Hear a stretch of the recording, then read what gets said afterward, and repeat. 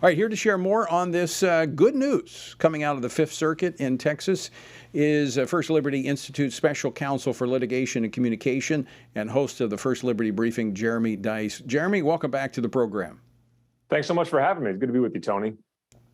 All right, so first off, what did I miss? Break it down, fill in the blanks that I didn't cover in this case with Judge Mack.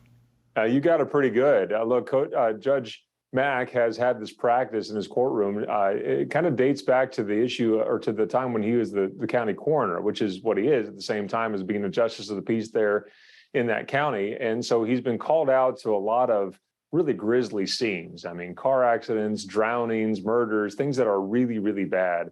And every time he was there, he would realize that there are people that are grieving, that are hurt, that are in a lot of pain over perhaps the worst experience that they will ever encounter in their lifetime or could perhaps ever encounter at any time. And, he could do the law thing and make sure that he's doing the coroner thing correctly, but really didn't do anything to touch upon the real spiritual hurt that was being affected by the victims' families that were left there. And so he just put a call out to the community to see if anybody would be willing to come and be on call for whenever he would receive that call at 2, 3, 4 in the morning, that they would come out and provide that level of concern and care for members of the community as a chaplain. And so they did. A lot of people showed up. You had Baptist pastors and Presbyterian pastors, Catholic priests, and eventually you'd also have Jewish rabbis, Muslim imams, and Buddhist officials as well coming out there willing to give of their time to care for people in their greatest hour of need. And as a way to say thank you to that, Judge Mack introduced a ceremony of part of his opening ceremony of his courtroom to thank them and give them a chance to say whatever was on their heart to say. And most of the time, they would use that as an opportunity to issue a word of prayer. And so you're right. About 7 years ago, the Freedom from Religion Foundation got upset by this, filed a lawsuit, actually filed a complaint with the Judicial Ethics Commission first, and then a lawsuit. And, here we are 7 years later, only to find out what we all knew at the beginning, which was that this is something we've been doing in our country since even before we were officially a country. We've been praying as a part of our public meetings, and zero people should be concerned or surprised by this. I mean, this is very similar to what happens every morning in Congress. Where you have a chaplain, but oftentimes, and I've actually done it, I've been asked as a minister to open the Congress in prayer. And so it's, across the board, voluntary. That happens. I mean, this, as you said, this is rooted deeply in our history. So according to the Freedom from Religion Foundation, then our Congress is a Christian nationalist organization as well? That term is just filled with zero meaning. I don't even know what it would actually pretend to mean, but I know that the Freedom from Religion Foundation is keen on driving religion out of the public square wherever it would find itself. And that would include taking on such losing missions as removing the practice of prayer before legislative meetings, administrative meetings, all across the country. I know they've lost on that issue here with Judge Mack. This is the second time the Fifth Circuit has had to address this issue with them. And now I hope this will be the final time that this just puts it finally to rest.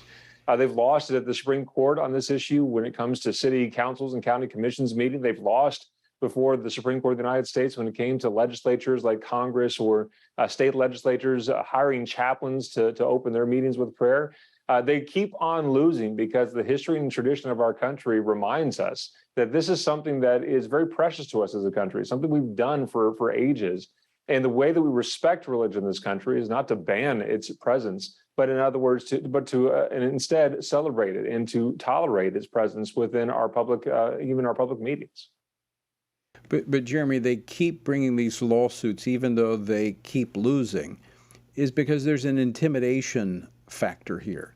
They want to intimidate judges like Judge Mack or legislators or governors to just kind of, I don't need this controversy, and so I'm just going to step back. I'm not going to do this. And thank God, and I literally mean that, thank God for organizations like First Liberty that are willing to step up and walk alongside men and women like Judge Mack, legislators, governors, whomever, who are just exercising their First Amendment freedom. And you win almost all of these cases, but here's the thing. You've got to have people that are willing to stand up, face a little heat, but in the end, they'll win if they will stand. No, you are exactly right. And you're very kind to say such nice things about First Liberty Institute. And yes, we pride ourselves on winning 9 out of 10 of the cases we get involved with. And so we're going to win these cases. It's just a matter of how long it takes to win them at times. But you're more right to say that unless we have our clients, we're nothing. Freedom is something that is very precious in this country. And we think that sometimes we have to be the one to go overseas and pick up a rifle and bayonet and stand at guard to make sure that our freedoms were protected. And perhaps some of us will be called to do that very thing. I know you did, Tony, and thank you for it. But more often than not, freedom is something that will die a very slow death through a million different cuts. And it's just a couple different decisions that you make about deciding whether or not you're going to take a stand for freedom. Coach Kennedy, for instance, he could very easily have walked off that field and no one would have even known his name. But because he stood up for our religious freedom, you and I are more free today because of it all. Judge Mack, he could have simply put away this chaplaincy program or done it in some other way as to avoid the ire of the Freedom from Religion Foundation. But he chose not to, because if he backed away from that, a little part of our freedom would have died with that. Yeah. If you are one of our clients, fantastic. I don't know that you'll ever be called to be that. But the way you and I can defend freedom is real simple. Go home tonight, have dinner with your kids, and tell them what freedom actually means. Yeah, we preserve our freedom by using our freedom, and we should never surrender that freedom. Jeremy Dys, always great to see you. Congratulations once again on a job well done. Thank you, my friend. Take care.